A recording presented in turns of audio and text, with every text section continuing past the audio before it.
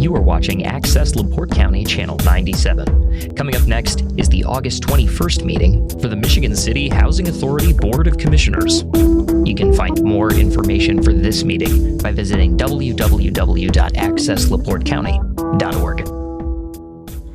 It's 3:03, calling the meeting of the Michigan City Housing Authority to order. We all can stand for the pledge. I pledge allegiance to the flag of the United States of America and to the republic for which it stands, one nation, under God, indivisible, with liberty and justice for all.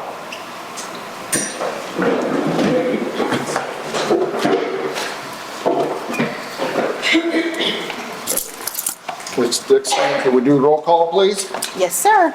Chairman Benson, Present. Vice Chair Reyna, Present. Commissioner Benny, Present. Commissioner Greer, Present.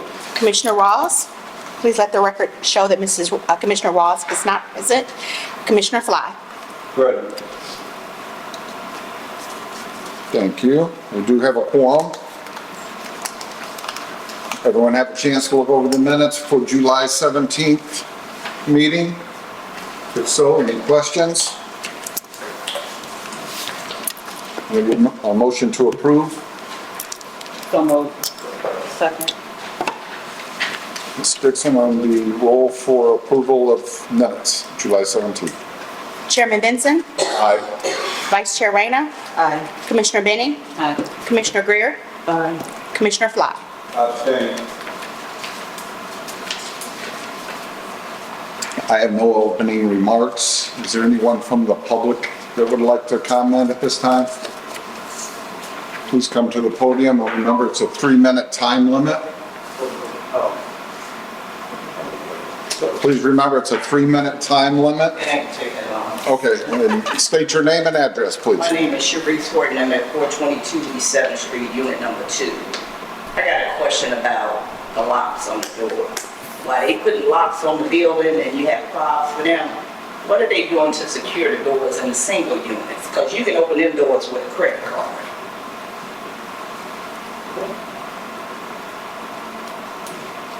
Okay, And my family's in Chicago, and I don't even want to leave my house anymore. Because I don't know from one minute to the next with all the strangers that's around here, if my stuff gonna be there when I get back.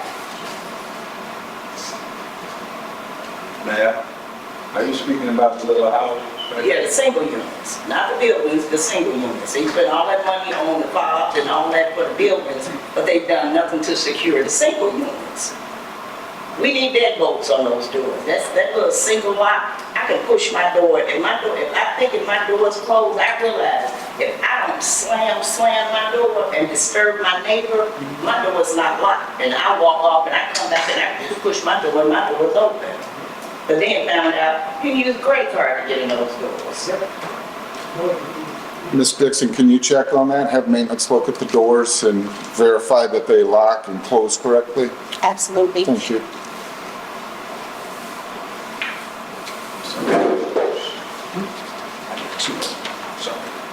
Any other public comment?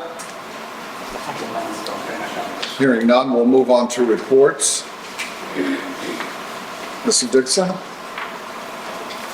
Marisol Miranda for the Housing Choice Voucher Program.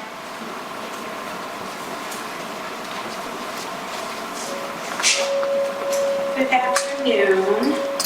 So I will be giving the July monthly activities on this August report. The utilization for the Housing Choice vouchers is 57%. We have 213 regular vouchers, 3 home ownership vouchers. The monthly HAP we received for July was $172,256. The monthly HAP spent was $175,915. That was the difference paid from HAP reserves. And then we have the waiting list. We have 0 applicants left. We have 12 in final eligibility. We have 1 voucher that was issued from the wait list. We have 2 vouchers searching, and we withdrew 42 last month. The overall activity, the voucher that I have out searching is 29, and we have 2 transfers within, we have 2 transfers. We have 5 end of participation and 2 court outs. We have 27 late inspections. That number will probably be updated next month, and we should be all caught up on those. And the PIC report is 97% rated.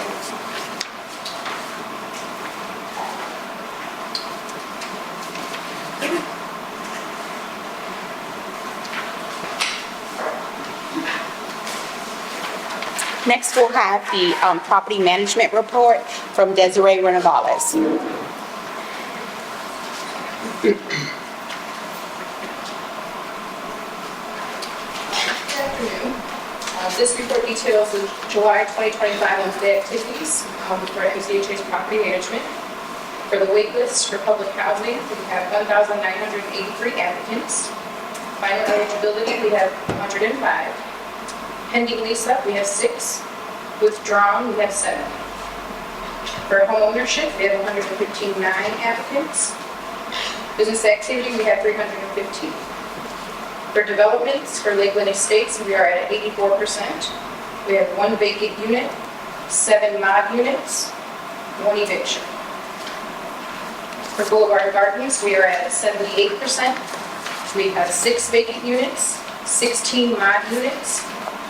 Harborside Homes, we are at 73% with 1 vacant unit, 3 mod units, 1 end of participation. Harborside Home Duplexes, we are at 67%. We have 1 vacant unit, 1 mod unit. Scattered sites, we're at 75%. We have 3 mod units. Business activities, we're at 54%. We have 3 vacant units, 10 mod units. For work orders, we have received 64. We have closed 38, and a total outstanding of 427. I have a question, and I should have asked it with the HCB. We know that the list has been open, right? For what, is this inclusive? Are these numbers inclusive? This of is that? as of July 31st. Okay. When the opening was in August. In August? Oh, okay. Thank you. Have you seen good participation on that, or are you able to see Yeah, as it goes? I want to do my report out. We have the financial summary from the finance manager, Tammy Cook.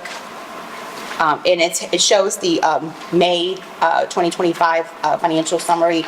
You all know we were, financials are always a little bit behind. There was a time that we were about a year behind. And so Tammy will present for May, and we're catching up to June. So we're doing pretty good with the reconciling the monthly finances. So it'll always be a month or 2 behind, which is normal. Ms. Cook? Good afternoon. I will be the August financial summary. I'll start with May 2025. The key financial initiatives for the agency have remained the same. Your housing choice voucher, HUD provided housing assistance payments, the HAP funding we received in May was $162,582. The housing assistance payments for May was $173,406. HCB operation reserves for May is $456,801. The administrative fees earned for May were $15,233. The VMS was submitted timely and on schedule. Business activities had a positive net income in May of $7,400. And non-federal business activity reserve remains in a favorable position. For public housing, the net operating expenses outpaced operating income. We are making a continued effort to reduce aging tenant accounts receivables, and we're starting to initiate tenant repayment agreements, and capital fund project is almost completed. For June, The key initiatives, still the same. Housing Choice Voucher, the half funding we received for June was $185,781. The housing assistance payment for June was $148,889. HCV operation reserves for June was $501,447. The administrative fees earned for June was $15,001. Business activities had a positive net income for June in the amount of $5,741. Public housing, the net operating expenses again outpaced operating income and continued effort to reduce aging tenant accounts receivable balances.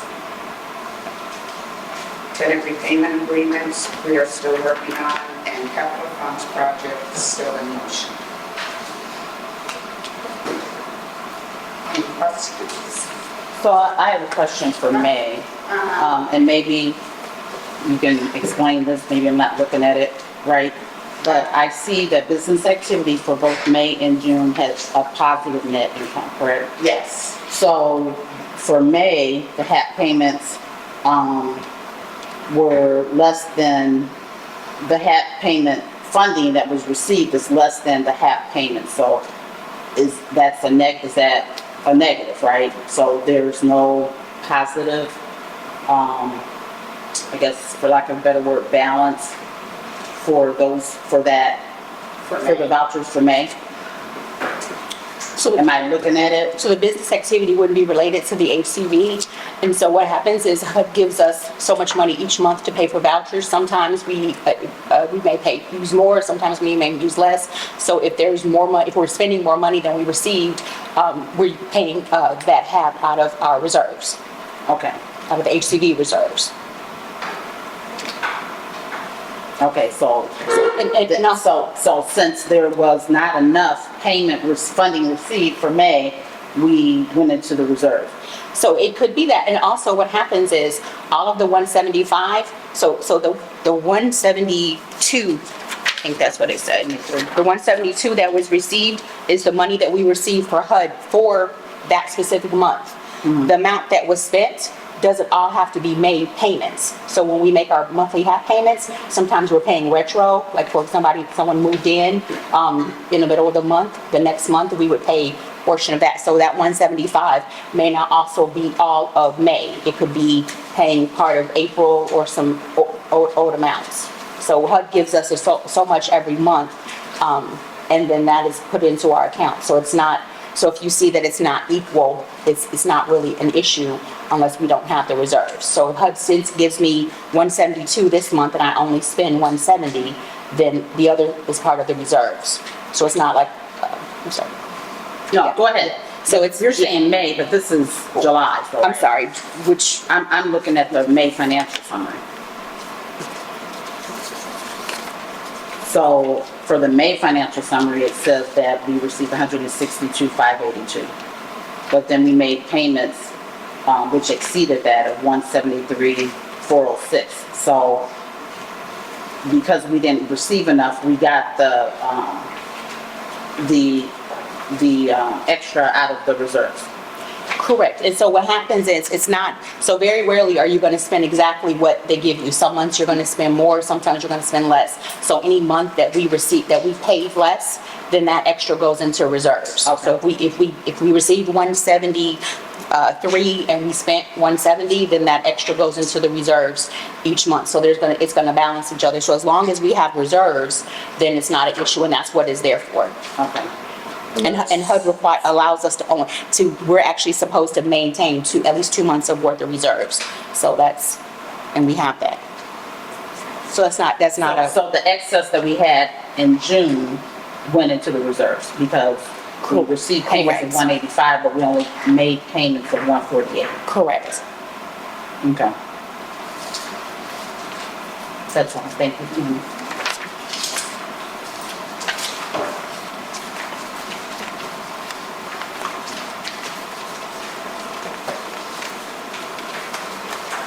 Oh, it's my turn.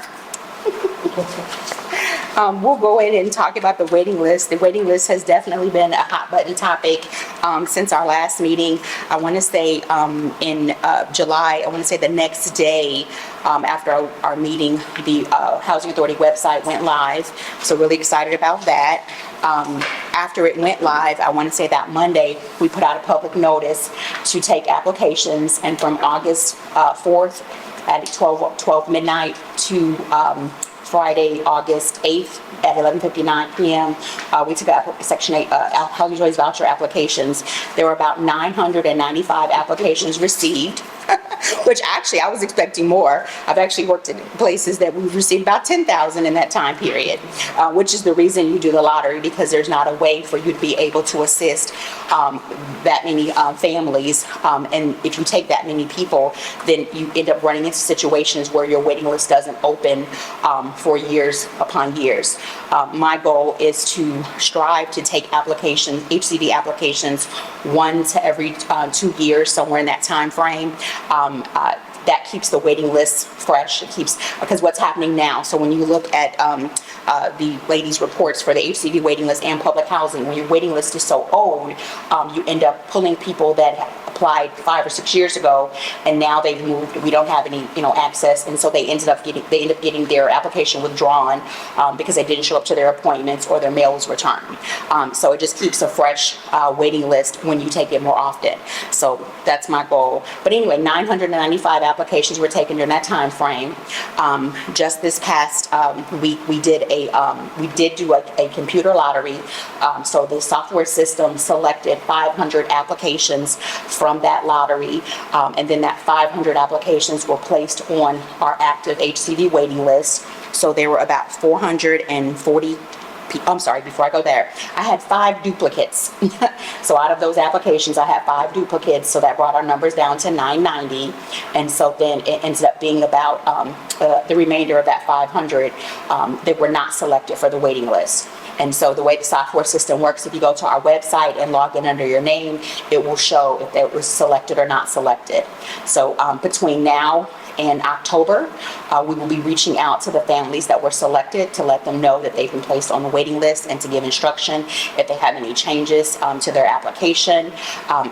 So too, starting in September, we're going to be also ready to start pulling from the HCD waiting list because we need to increase our utilization.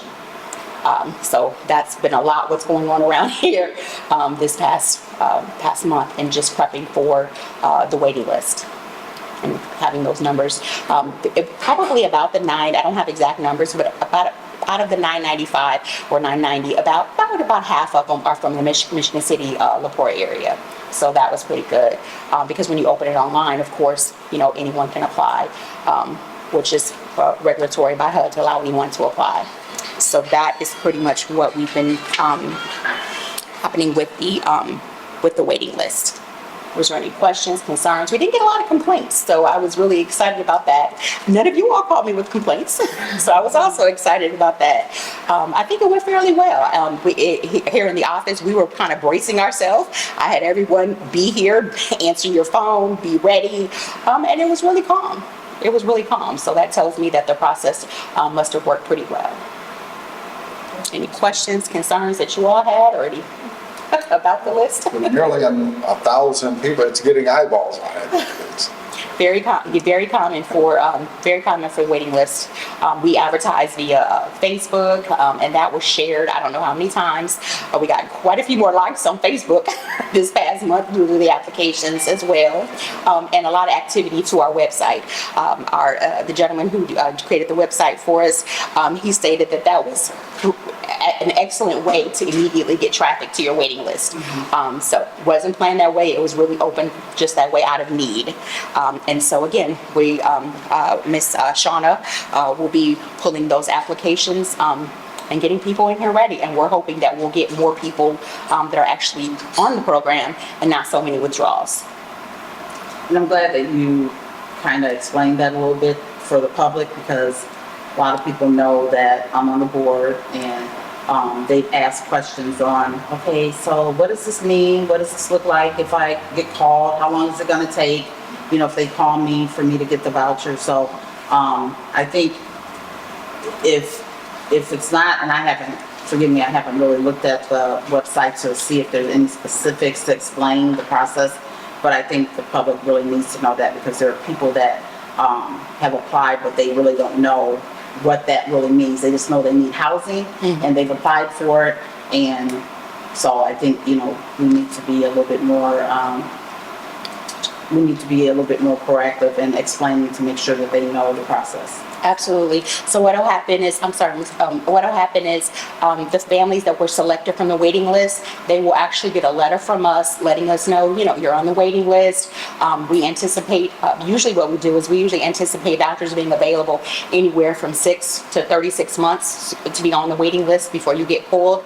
In this case, we need the families. So we're going to immediately start pulling from that waiting list for people to come in for what we call final eligibility, to make sure that they're eligible for the program. So our goal is to begin issuing vouchers from that waiting, because we basically exhausted the old waiting list. Everyone that was previously on the waiting list has already been pulled. I do have a few families that we were working with as far as issuing the vouchers, but everyone had been removed from the waiting list prior to the new waiting list being placed. So all of those old applications have been handled. And so what'll happen is, again, they'll get a letter in the mail letting them know, and we may be able to see if we can do it on email, not sure, but they'll get a letter in the mail letting them know that they're on the waiting list, what to do if they have any changes of address, email, and all of that. The families that were not selected, and this is for the ones that were, if you go to the waiting list, so there was a code and a registration they had to do to apply. If you go to that, it'll tell you even today that you were either selected or not selected. And so the families that were not selected, there will be no further communication. It was a lottery, and we only pull the 500, and then the 500 are the families that we will assist. And so again, I want to say this over and over, is that it was randomly selected by the software system. So it was not us picking applications or anything. It was a whole computer process that pulled those families. And so again, normally it's like 6 to 36 months before they get pulled. But we have the vacancies on the voucher program. And so we're going to be pulling starting next month. I'm sorry, Mr. Block, Commissioner Block.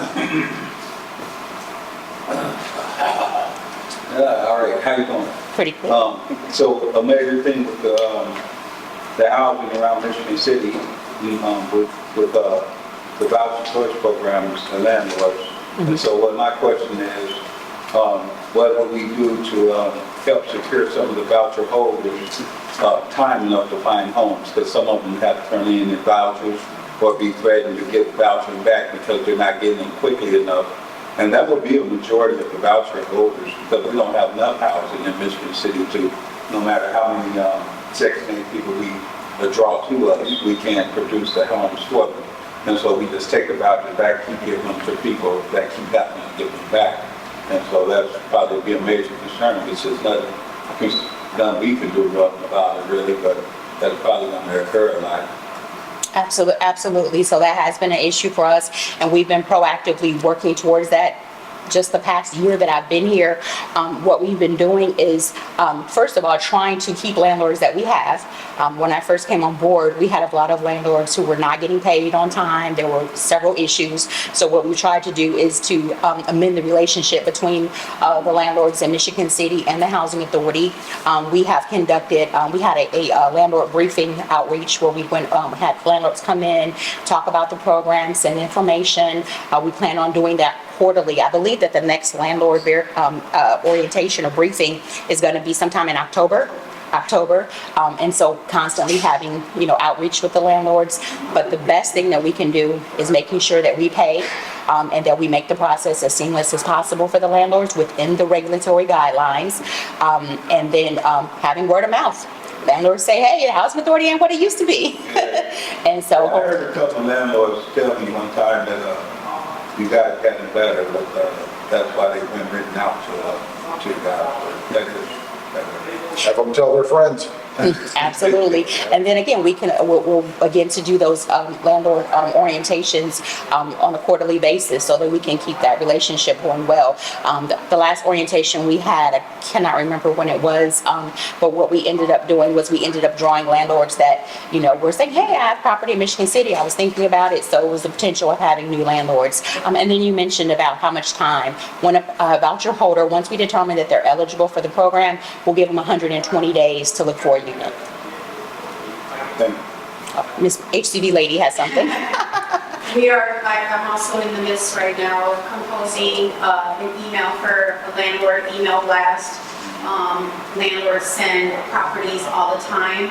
So we partnered with affordablehousing.com, and that's what we use for rent reasonableness. I called them, I contacted them. It's a 20-minute process for new landlords to go on there and list their properties. They describe their property, they can upload pictures, they can put their contact information, offer free. So we are affordablehousing.com. So previously, housing authorities would have what we call units available, and they may have a poster, a board or so, and just have random units scattered. What we do now is if we go to affordablehousing.com, as Ms. Miranda said, it's free to landlords, and they can register their properties. And when they register their properties, then it allows the clients to just go to the website and see what properties are available in Michigan City. And affordablehousing.com doesn't have to be all HCV landlords. So any landlord who has properties to rent can post them on affordablehousing.com. What happens is once we put the units on the program, we do something called rent reasonableness, and what that is to make sure that the rents are reasonable rents, and so we compare, and so we also use that site to compare market rents to HCV units. So it's helpful to have as many units there as possible. Okay. And so I just wanted to go back a little bit about the security grant. So in 2023, the Housing Authority received a grant for a security grant, and that grant is what the public comment was regarding our buildings. And so what happened was in our buildings, we have 8 units, 4 at the bottom and 4 at the top. There's doors coming into those buildings, and there was a lot of vandalism going on. It was a lot of homeless people sleeping inside of the buildings, and people were walking out of their apartments and waking up and having people that in the building that did not belong there. And so the security grant was used to upgrade the doors to have fobs, so that so that the doors actually lock, and that you can come, so that you're entering in a secure facility. So the actual doors to their units are still the same. So we could, are looking potentially in the future of other grants that we could use to do some further upgrades, but that grant was expended just on those properties. The main reason. Yeah, and the main reason was because of the people just walking in and there's a lot of homeless. Oh yes, that's part of the security feature. So not only is it a fob, but it's a camera in the hallways. And so a lot of the traffic has died down quite a bit. But that was what the security grant was used for. And so in the future, we'll look to see those other opportunities coming up aboard. And I did make a note, and we'll look about seeing what we can do about the deadbolts.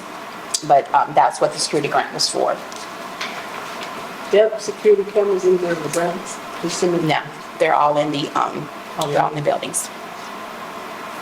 We do have security through the Michigan City Police Department that comes through Lakeland and here on a regular basis that we employ.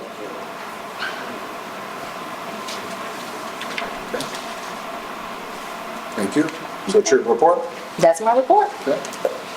Mr. Rags, do you have anything for us? Yes, very briefly. As was stated during the property management report, you heard that there was at least one eviction. Evictions are back on the menu, so to speak, here at the Michigan City Housing Authority. For a while, The executive director was doing her best to keep people housed, obviously, but there are some cases that just ultimately have to have the way the unit is turned.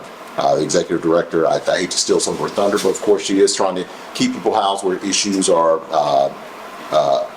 based on the payment of rent, as there are many programs available for that. However, there are other factors that lead to people being evicted. So there have been evictions passed over to the attorney's office. We have 2 active litigation files here as well.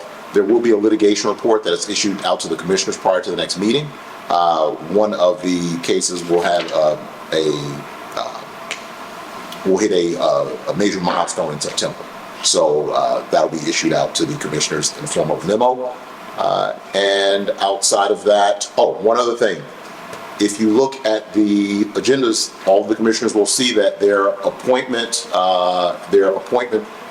person, as well as their dates of appointment, are on the agendas. That was done to be compliant with a law that was passed in Indiana here very recently that requires all boards that have appointed members to, for all of their agendas and public notices, to list the members by name, list the appointing authority, as well as the term of appointment.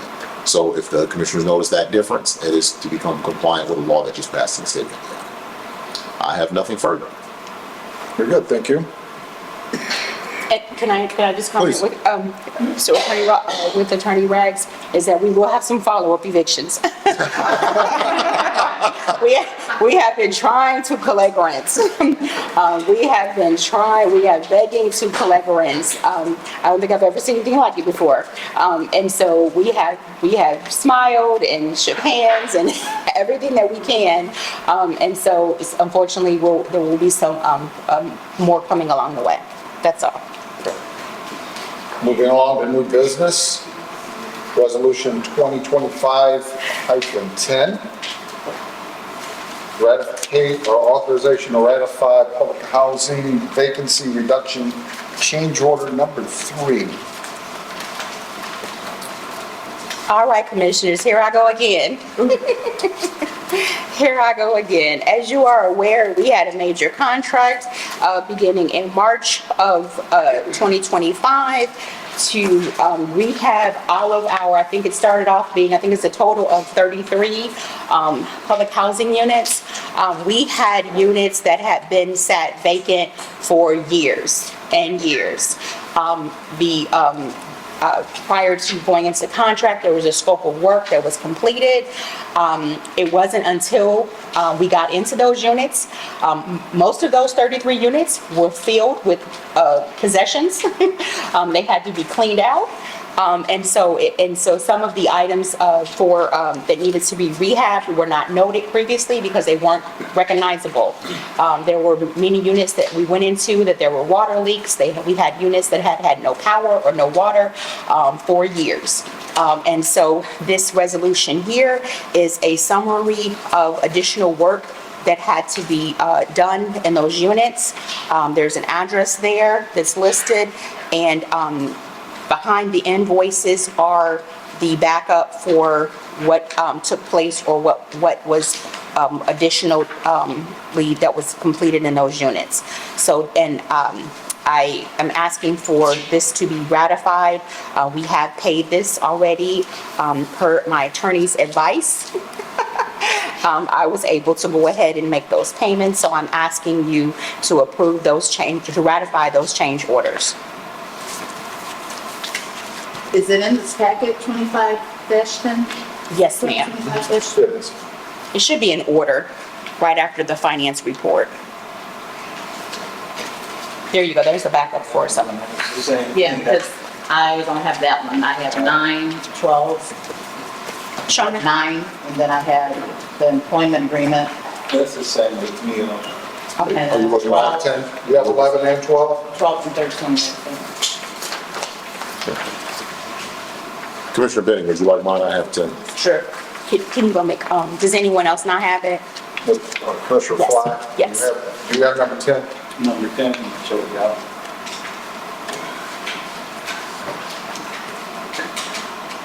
No, it's not. Because then, It will be at the very back. It'd be a way back there. Shauna, just a second, I just want to make sure that I'm, you have number 10? Right after that. Keep going. No. Keep going. Here's 12. Oh, that's Might have no. Yeah, that's your packet. There's 13. It's 12 and 13 like me. Right here. And then I have 9. We got that one. My apologies, she's making copies for us. Thank you. That's odd. That's several of these, huh? Yeah, that's all right.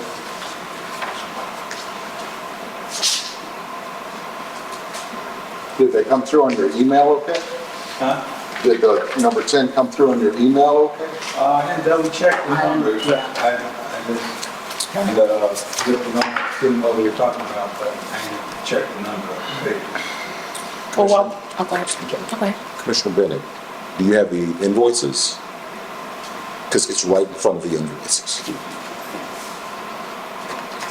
While we're waiting, I'll just have to make a note. Does anyone notice how nice and clear these copies are? This is our wonderful new copy machine. I couldn't read it because there wasn't a line. Yeah, we feel it the same way. I have it. Thank you, Attorney Ray. No problem. It Commissioner Fly. was, yeah, Too, man, but I'm Yeah. dead. a little out of order, but I got it. Fair enough, fair enough. All right.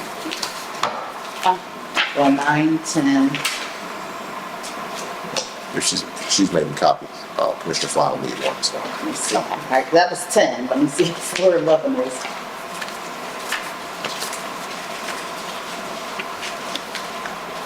Should be 11, 12. I got 12, 13. Okay, and then 9 is purposely I got behind. 9. Okay, it's the last one because it was old business.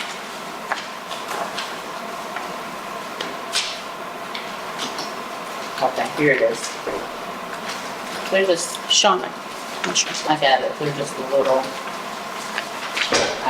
but I got it. I got it. Thank you. Okay, any questions on 2025-10? Am I back? Okay. No questions, can I get a motion to approve or ratify 2025-10? We'll make a motion to approve, to ratify the resolution of 2025-10. Second. Chairman Benson, Aye. Vice Chair Arena, Aye. Commissioner Benny, Aye. Commissioner Greer, Commissioner Fly. I'm going to abstain from voting on that. Moving on, resolution 2025-11. 2025-11 Go ahead. is pretty much the same thing. So there were some punch list items for Mary Hill, for Lakeland, as well as Boulevard Gardens. These total, this is not a ratification, it's not been paid as of yet. These change orders equal approximately $38,199.18. And again, it is for additional work. There were new roofs that were completed, there were new windows,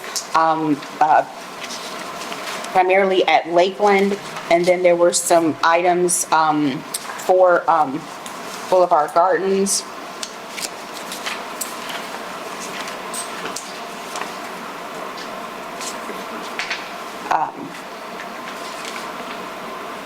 And also an additional dumpster that was needed for removing the debris from the units. Is there any questions? And all of this work, is it completed? We're done it. This is the last of Boulevard Gardens. Yeah, this is the last remaining at Boulevard Gardens, and Lakeland has been completed as well. So now let me rephrase that. The only thing left at Boulevard Gardens is that they are coming back to remove the old satellite dishes. And they're also removing satellite dishes. We had a lot of satellite dishes here and at Lakeland from prior tenants that were not in use. So that's being removed. Primarily, the work now is being done in the scatter sites and the business activity properties.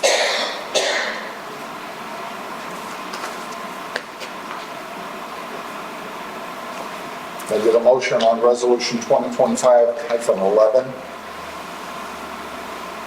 Motion to approve resolution 2025-11. Second. Chairman Benson, Aye. Vice Chair Rayner, Aye. Commissioner Benning, Aye. Commissioner Greer, Commissioner Fly. Motion approved. Resolution 2025-12, approve amendment to the procurement policy. So we're asking the board to raise the maximum micro purchase threshold from $10,000 to the HUD applicable, allowable amount of $50,000. And I'll let my attorney. Sure, no problem. Commissioners, as you may recall, historically with the Housing Authority, there were certain limits that were placed onto it by not only the field office but the board in references to procurement due to some of the prior administration's actions. When Ms. Dixon came on board, we as a entity, the board, I should say, as opposed to we, approved a HUD compliant procurement policy.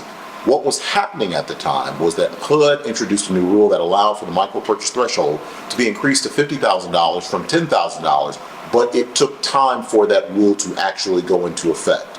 So HUD approved it on March 1st. However, Ms. Dixon came on in April, and the procurement policy was approved in May prior to this rule taking effect. So this is a HUD compliant rule. I will be candid, this is the only housing authority I know of that does not have this as a portion of their procurement policy, but given the history, it makes sense why this was not implemented as part of the procurement policy. Just because the procurement policy here was passed prior to this rule going into effect. And I believe that was at the beginning of Ms. Dixon's tenure. So it's fully compliant with Title II of the CFR, and Ms. Dixon is asking that the small purchase threshold, or I'm sorry, the micro purchase threshold be increased. The small purchase threshold is $250,000. We're not changing that. We're not changing that. So what would that, give an example of what that would entail or consist of, maximum micro purchase threshold? A micro purchase, as the commissioners know, there are various levels of purchasing. As we just said, the small purchase threshold is $250,000. That's when something has to come before the board. That's part of the procurement rules under Title II of the CFR. Prior to $250,000, the executive director has steps that they have to go through, getting competitive bids and things of that nature to allow for purchases above the micro purchase threshold. At the micro purchase threshold, there and below, the executive director can deem something necessary and convenient for the authority, make the purchase without having to go through a bidding system. The reason that it's designed that way is because although $50,000 seems like a lot of money, it's not for the agency's purposes. As you can see, we have two change orders here that were in excess of six figures. This would be, for instance, if there were locks that they wanted to put on doors and they were able to find, okay, we have a vendor in town who can do this for $32,000. It could simply be done. It wouldn't have to go through a full bidding process. Again, it's standard in Title II. It's a standard amount. HUD allowed for it in early 2023, and as I said, this is the only housing authority I'm aware of that still has it at the $10,000. What question already announced that she can spend at will? Well, it's not just spending at will. Well- There's foundations on it. I want to be clear on that. Mr. Fly, I'm not going to jail for nobody. It's not spending at will, but it's, currently the threshold is $10,000. And you would be, or maybe you wouldn't, be surprised at just how low $10,000 is for determination of expenditures. Right. So if it wasn't passed, we would have to meet it and vote on it.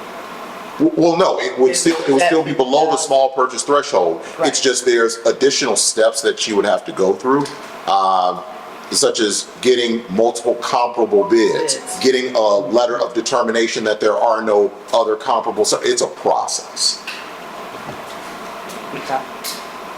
So, hate to be redundant, because you brought it up, we had 2 other change orders that was a good example. That was over 6 figures, right? Well, yeah, over 6 figures, where we did not go through the procurement process because it was a sole, because of the capital funds. It was a sole source. It was a sole source, so, because of the funds. So, again, because I have people that ask different questions, and some of them should actually tune in to watch the meetings. But can you explain why these 2 things, again, briefly, why, like the 2 change orders, didn't go through the typical procurement process of getting bids? So this is in addition to the contract that we currently have. So it's a change order to a contract that was already approved. No, I mean, like this resolution, I don't know if it was this one, I know we had several in the past couple meetings where we had resolutions that we voted on, which did not warrant us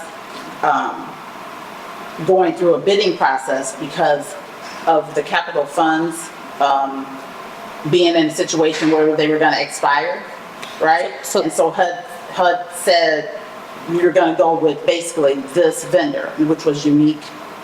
What was it, Unique and Unique and Partners.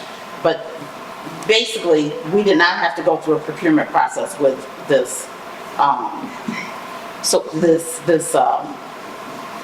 series of repairs and rehabs and things like that. Correct, but that's very rare for that amount. It was, the reason that HUD allowed it, because there were 2 things that were very significant for the single source to be approved. One was that the units had been vacant for years. Yeah. That was one. The second was that we were at risk of losing capital fund dollars. So if we did not get it right away, we will potentially lose 2003 and 2004. Is it 2004? Is it 22 and 23? But there were two years of capital funds that would have just been lost if we hadn't have done that, which almost is like $1 million. And so that was the rush to go ahead and get that done. And so HUD approved that. And so what I've brought back since then is that contract that the board approved at that dollar amount, it has increased due to contingencies and emergencies that have taken place while they're in the units, while they're in the units. So this, and I don't know if I'm saying this right, but it's like almost an extension of that original contract. That's correct. So I just wanted to clarify something. There was a procurement process for this. It was a sole source procurement process allowable by directly from HUD. So there was a procurement process that. But not the typical process. Right. It wasn't the typical either IFB or IFP process. It wasn't that, or an RFP process. I'm sorry, not an IFP process. It wasn't that typical process, but. Sole source procurement is part of the Housing Authority's procurement policy because that's part of procurement that's allowable under the Code of Federal Regulation. Now, for sole source procurement, I know that sometimes the citizenry will get a little squirrely about it and say, well, you're obviously feeding this to your friends or something like that. That's not something, a sole source is generally not something that is authorized. It was because of the emergency conditions on multiple fronts that it was actually HUD from Indianapolis who said, look, this may be your best way to not lose out on these capital fund dollars. And that's why they were willing to do that way. Sole source procurement is generally not something that the boards can do, as Commissioner Fly says, at will, right? So I just want to be clear with that. Now, although these other two items were over six figures, the reason that didn't go to another vendor is because it's all part of that single aggregate procurement. So even if it was a change order for $5, right, it would still have to come before the board because the aggregate amount exceeds the small purchase threshold. And I know that sometimes these things get a little wonky and confusing. Well, I do know the capital fund, What we already used. Right, and that's what this situation was. And I do want to be clear that is different than the micro purchase resolution that the board is considering. It's all part of procurement, most definitely. But these are all tools that are given to the authority to, A, stay, obviously be compliant with federal regulation, but B, allow authorities to be able to move, understanding that there is no one size fits all. So the authority can make that determination for itself. And again, this is the only authority I know of that has not made that determination, just because if you wanted to get the room in your painting, construction costs have, quadrupled in the last 5 years, things like that, things that frankly, we're glad that HUD is taking into account that they usually don't take into account, but that's why the director is asking for this. Any other comments, or can I get a motion to approve the amendment to the procurement policy? So moved. Second. Chairman Vincent, Aye. Vice Chair Rayner, Aye. Commissioner Benning, Aye. Commissioner Greer, Aye. Commissioner Fly. I think I should vote on the procurement policy and not say aye.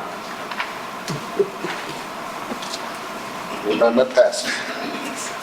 Resolution 2025-13, All right. operating budget. The resolution to approve the fiscal year 2026 operating budget. The operating budget is due to HUD on October 1st. And so we have come a long way with our financials. And so this is the operating budget for the entire housing authority, for the HCD program, as well as public housing. And I'll have our finance manager, Ms. Cook, to come and go over to present our budget.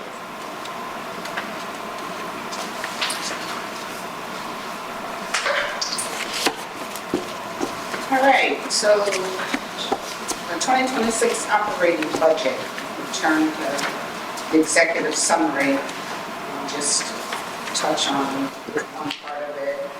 The Michigan City Housing Authority's financial sustainability remains at the forefront of the 2026 operating budget.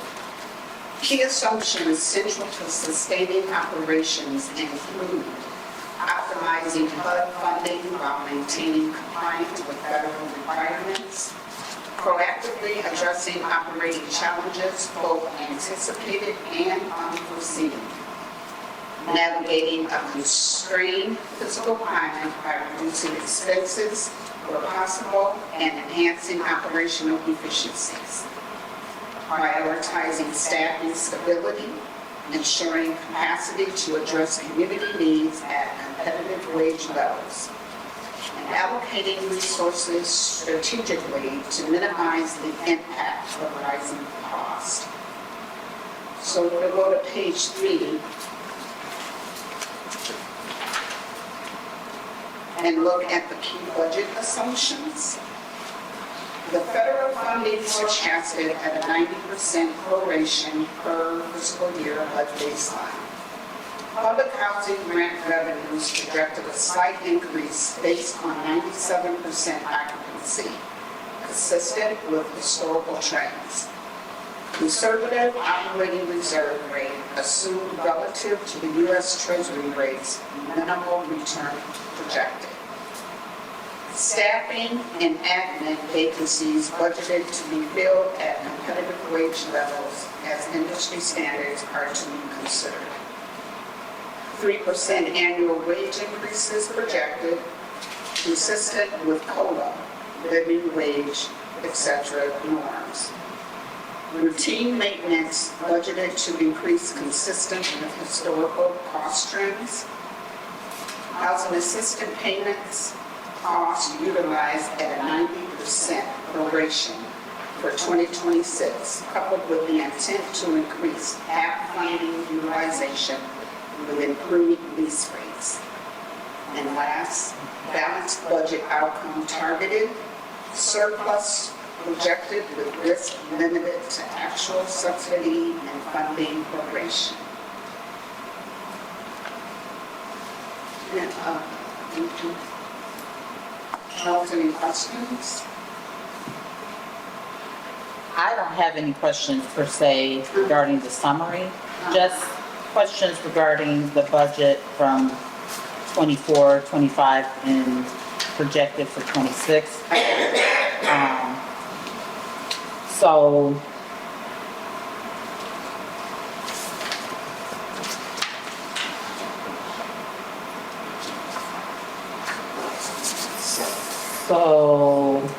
the tenant, total tenant services for the budget in 24 was 200, this year 194, and then next year a little under 200,000. Why is that in the percentages over 100,000, 646%? What does that entail? That's actually a really good question. And what that is that our finance recommended that in tenant services, the tenant services for the positions for the property manager, housing coordinator, and the HCV manager were not included in there. So they're just reallocating the salaries to a different line item. And that line item is under tenant services? Correct. Why tenant services? Why not maybe miscellaneous or? Those are the 3 staff members that work directly with the tenants. Okay.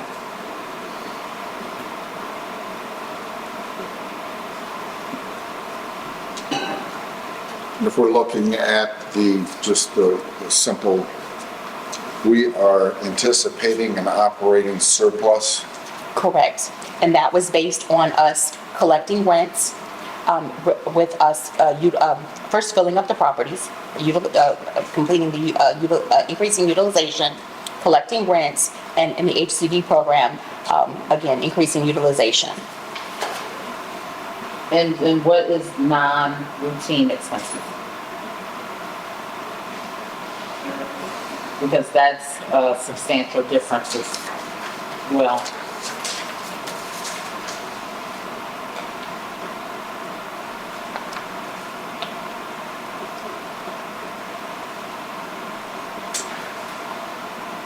You know, I have to get back to you. That's fine. Yeah, I'll have to get back to you now. And then with that, then total protective services also. That one actually had, not a substantial, but yet still a decrease compared to 24 and 25. Why is it negative 82% reduction? So, just those two, if you could check those. So a lot of, Tammy can get that information, but I was gonna say, a lot of changes you'll see are us reallocating in different areas. So when we did the budget last year, we didn't have anything to go on. We had nothing to go on other than what was here previously. We didn't even, when the finances were done last year, we hadn't even had a reconciled financial month in a year. I think we didn't even get financial reconciliations until December of 2024. And so a lot of what we had last year was going on based on what was previous. And so, and what you'll find in 2026 is now us going in and moving, this shouldn't be in this column, it should be here. This shouldn't be in this area, it's coded wrong, or it's in the wrong line item. And please correct me if I'm incorrect, Tammy. And so it's us doing a lot of cleanup, putting things in different categories. But we can definitely get you the backup, that's not a problem.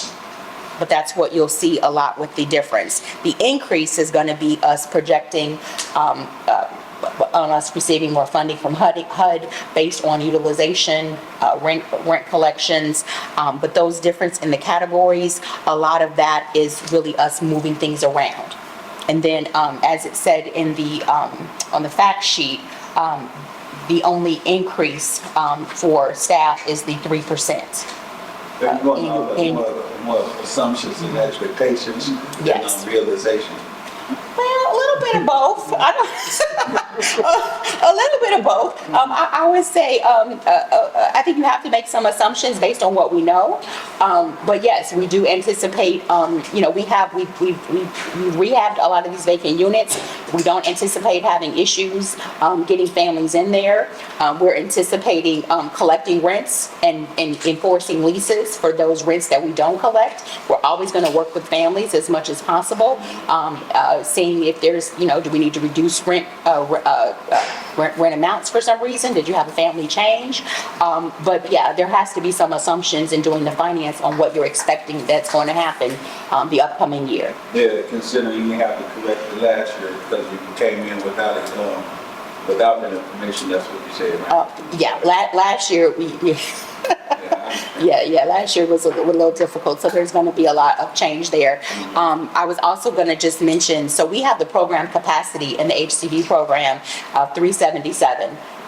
What did the report say? She has about 200 leased up. 216. Okay, I don't want to leave that 16 off. I want to leave it a little extra off. And so there's quite a bit of room that we have for utilization, as well as us leasing up the properties in public housing and business activities as well. One question, you said it's, some of the staff work directly with the tenants. Has anyone been able to see the finished product that was done? For the rehab on the units? Absolutely. I've gone to several, and the property manager has walked every unit that the contractor has told her that was ready. And if she went to it, and I heard her speak, she went to it and there was something that went right, she let them know.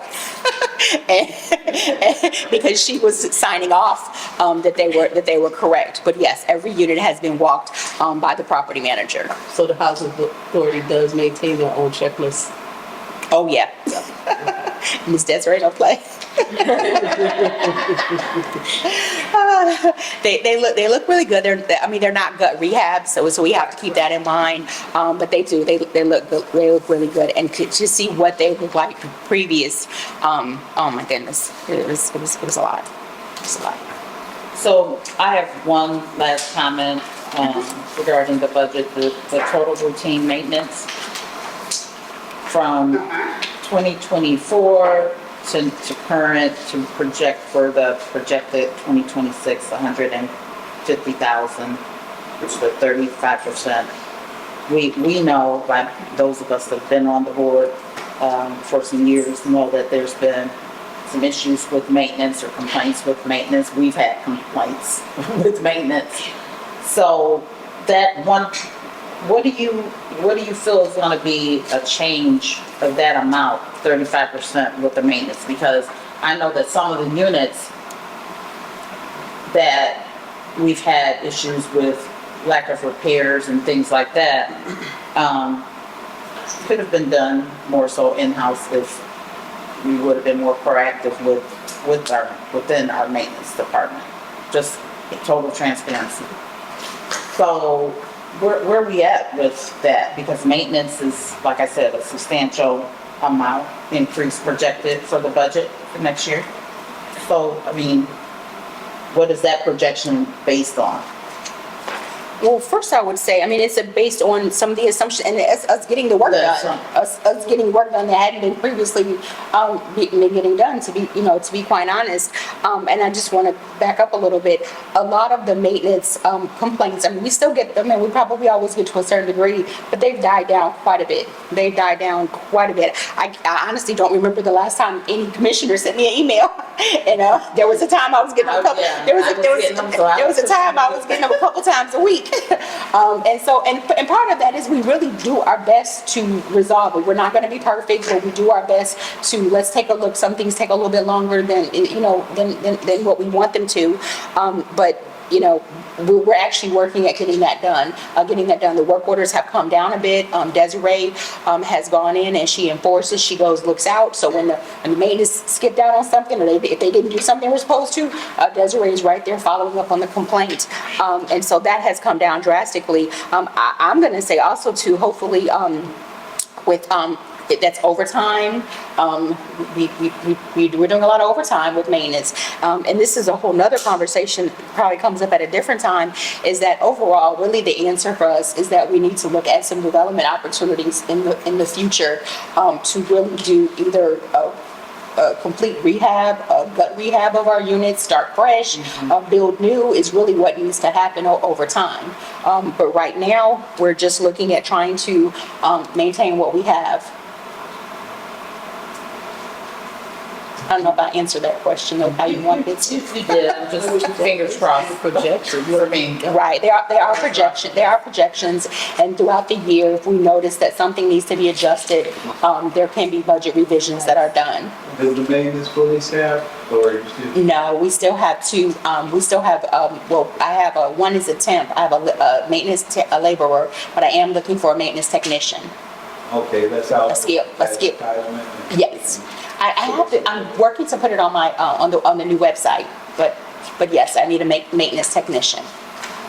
A skilled maintenance technician. All right, great. I can help you out with that. All right. Can we get a motion for the approval of the 2026 operation budget?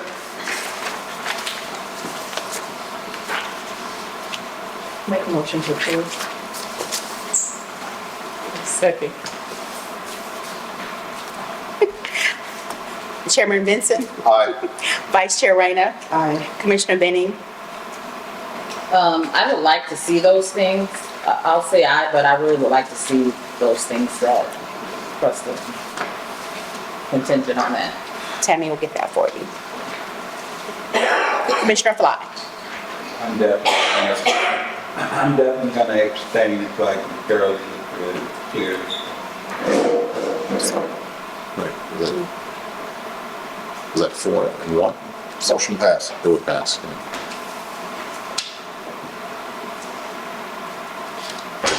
Move on to old business, resolution 2025-9. Approve executive director employment contract. I'm gonna back out of this one. And turn that over. I'll take the overview. Members of the board, as you know, the executive director is the only employee of the board. Pursuant to Indiana law, the board has the ability to hire an executive director at a salary that they think is appropriate. They have the ability to issue out contracts to employees as they find appropriate. And in this particular case, an employment contract has been drawn and issued for the executive director. It needs your final approval before it goes into effect.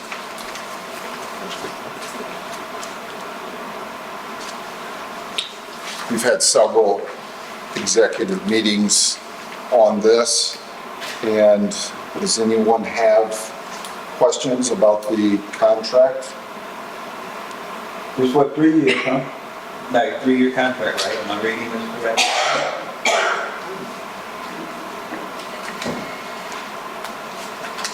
Yeah, I don't think you can hurt that in 3 years. Wait, what did you say? What did you say? Like that. And hurt anything. Well, all right now. I thank you for that. I make a motion to approve. I second. Chairman Vincent, Aye. Vice Chair Rayner, Aye. Commissioner Benning, Aye. Commissioner Greer. Aye.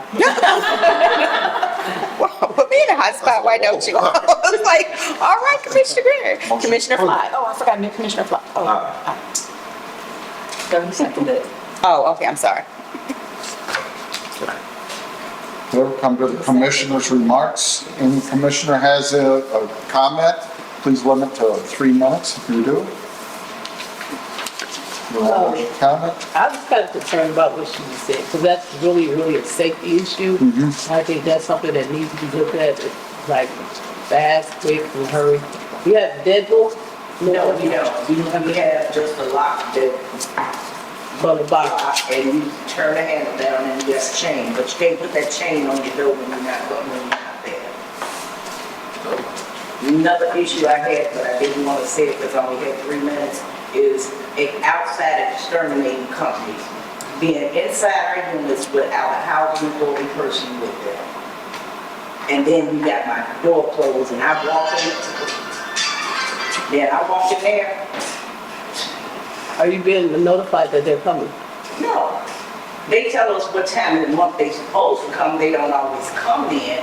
But I know last month I got out of the ride coming from the doctor and I see the exterminator opening my door and coming out my house and ain't nobody with them. And even when maintenance is in there, maintenance doesn't close the door. So why are you in my apartment without somebody with you and you got my door closed? Somebody gonna get hurt. Sounds like an addressment for our security and safety policy across the board, whether it be locks or maintenance visits. I don't mind maintenance being in my house when I'm not there. I have a problem with outside company people being in my house without a housing person with me. And then I walk in and I see you and I'm like, who are you? So you are aware of the regular maintenance that's on here? Yeah, I know maintenance people that they have, you know, that they normally have come with them. And I know maintenance can't always come with them, but if you don't have maintenance with you and don't nobody answer that door, don't go in there. Do they have to provide authority? Are you speaking of like a dead bug spraying people? I'm talking about the exterminator that squirt, 2 squirts in the kitchen, 2 squirts in the bathroom, and it's all. There's no reason for you to close my door to do 4 squirts in that whole house, okay? Yeah, I remember. Yeah. And then for some reason, they tell us they can't spray your living room, they can't spray your bedroom. It's bugs throughout the whole unit. How you gonna say you do exterminate my unit and you only do my bathroom and kitchen? I'm not worried and they spray. If you're really infested, yeah. I don't have a problem with bugs, I got a problem now with the rodents. That's what I got Y'all an got issue. roaches? But we got rodents. Oh, rodents. Oh, I ain't been hearing about the mice. Oh, it is the rodents, mice. Yeah. In the 8 years I've been here, last year was the first time I ever had a mouse in my house. That's what I was thinking. Yeah, when I was in the building, never had a mouse. Now, all of a sudden, everybody in the complex is complaining about infestation of them. I've been asking to have one of them things put down. I got a gap under my door, under my screen door like that I've been asking for them to put something on there for the last year and a half. Oh, so you open the door, they run through the screen. No, they coming under the screen, yeah. They have no backbone, they can get on. Yeah, they can get on anything. You looking at those issues that Ms. Dixon? It's basically like The rubber. pellets are really good. Well, I know when I had it last Before year, y'all- they had a different company other than the exterminator that we normally had. They came out and put these big blue balls under my Oh, radiator. yeah. All the balls, see them glue traps? I'm not getting out my bed, stepping on the mouse and then grab this glue trap in the middle of my floor, okay? I don't do that. But they put these blue balls under there, it feels like cotton. And it kills them and brings them out into the open. I know I went to pick up something that I thought was toilet paper up under my trash or air up under my radiator in my bathroom, and it's a dead mouse. Mrs. Dixon will get with you after the meeting or stop in tomorrow, make an appointment with her, find out her concerns and see how we can address those. Any other commissioner comments? Keep your doors kind of closed and also when the, Well, you know, you want to fresh air, first up my window open in my house, so I open up my front door. Any other commissioner comments? I do want to go back. I just have a question. So roll call, and I'm glad that you said that because I'm on another board and they're doing the same thing as far as the appointments. So that is some type of statutory requirement. Yes, there was an Indiana statute that was Right, passed, yeah. part of the So I noticed local that. government law. But so is this our current slate or appointment list of commissioners? Yes, I got that directly from, The City clerk's office. Clerk's office. Just wanted to. Any other comments? Can we get a motion to adjourn? So All in favor? Aye. Meeting adjourned. Oh, and then to welcome Commissioner Flyback.